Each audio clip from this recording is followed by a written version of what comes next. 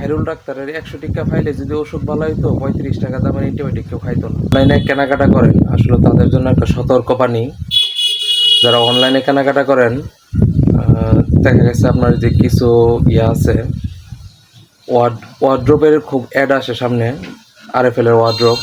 যে ওয়ার্ড্রোব কিনলে মনে করেন বাজার থেকে কিনলে 9,000 9,500 টাকা লাগে, কিন্তু অনলাইনে দেখা যায় আপনার ওই 60%, 50%, 65% এরকম ছাড় দিয়ে বিশাল মূল্য ছাড় দিয়ে আপনার মনে করেন ওয়ার্ড্রোব বিক্রি করতেছে। আপনার প্রথমেই তারা ইয়াটা হইলো আপনার অর্ডার কনফার্ম করার লেগে আপনার 200-300 টাকা নেব। ওইটা হইলে মনে করেন বুঝে যে এটা মক্কেল কিনা, থেকে টাকা আসলে নিতে পারবো কিনা।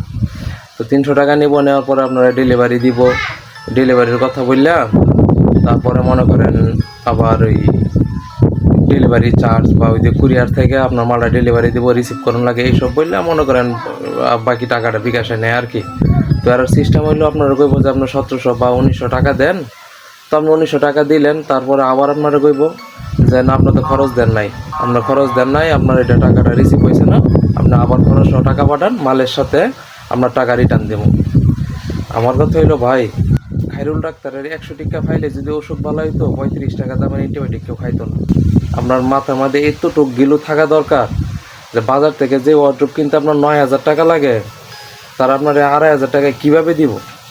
একমাত্র চুরি সারা। ইদ্যুৎ তো আপনার কমন সেন্স থাকা দরকার। আশা করি সবাই সতর্ক থাকবেন। আর অনলাইন থেকে কোনো কিছু কেনাকাটা করলে আপনার অগ্রিম কোনো ধরনের কোনো পেমেন্ট দিবেন না। দিলে মনে করেন যে আপনার প্রতারণার শিকার হইতে পারেন।